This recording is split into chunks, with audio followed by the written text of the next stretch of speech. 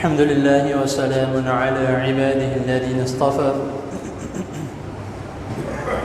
اللهم صل وسلم على نبينا محمد صلی اللہ علیہ وسلم اما بعد. حضرات محترم،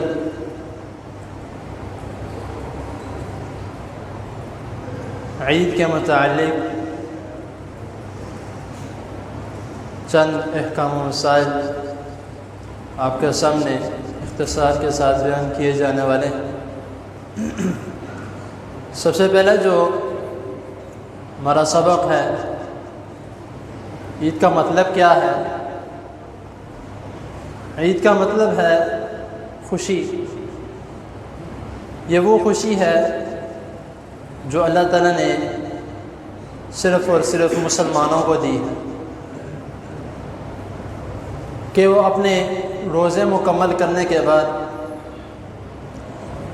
عید الفطر یعنی روزوں کو مکمل کر دینے والی خوشی، کھول دینے والی خوشی، جو پابندیاں لگی تھیں یعنی کچھ کھانا پینا نہیں ہے، اس کو کھول دینے والی خوشی. باقی پابندیاں نہیں کھولنی، باقی پابندیوں سے مراد کہ جھوٹ نہیں بولنا، دھوکے بازی نہیں کرنی، یہ سارا سال بلکہ ساری زندگی یہ پابندی لگی رہنی ہے. عید الفطر کھانے پینے کی یعنی کہ جو پابندی ہے، اس کو کھول دینے والی خوشی.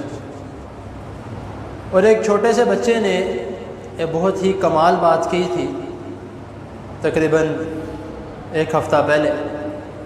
میرے پاس آیا کہ مجھے کہتا ہے کہ حافظ صاحب، آپ نے یہ والا درس کب دینا ہے کہ جس میں عید کے متعلق بتایا گیا ہے کہ یہ اللہ تعالیٰ کی طرف سے ایک گفٹ ہے کہ جو روزے رکھتے ہیں روزے داروں کے لیے ایک گفٹ ہے. تو جو لوگ اس عید کو پڑھتے نہیں ہیں یا سو کے گزار دیتے ہیں تو وہ اللہ تعالیٰ کے اس گفٹ کو ٹھکرا دیتے ہیں. بچہ چھوٹا ہے لیکن بات بہت بڑی کر گیا کہ جو سارا رمضان روزے تو رکھتے ہیں لیکن جب عید کا موقع آتا ہے پھر سوئے رہتے ہیں کہ چلو 7 بجے والے پڑھ لیں گے، 7:30 بجے والی، 8 بجے والی پڑھ لیں گے، پھر جاگ نہیں آتی.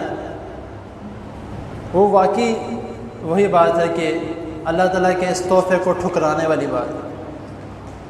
وہ شیطان کھل گیا تو پھر وہ شیطان اپنا آپ کو دکھاتا ہے. تو خیر اگلی بات جو ہے کہ رسول اللہ صلی اللہ علیہ وسلم نے تمام مسلمانوں کو عید کی نماز پڑھنے کا حکم دیا. اور یہ عید کی نماز فرض ہے. کچھ لوگ کہتے ہیں کہ نفل ہے، اس کی قضا نہ دی جائے تو کوئی مسئلہ نہیں. یہ فرض ہے، اگر کسی کی رہ جاتی ہے تو اس کی قضا دینی پڑتی ہے، جس طرح فرض نماز کی قضا. اور اس کا ثبوت کیا ہے کہ رسول اللہ صلی اللہ علیہ وسلم نے جو عورتوں کے متعلق فرمایا ہے کہ صحابہ کرام رضی اللہ تعالیٰ عنہم کو یہ حکم دیا کرتا تھا کہ اپنی عورتوں کو بھی عید کے لیے مسجد میں لے کر آیا کرو.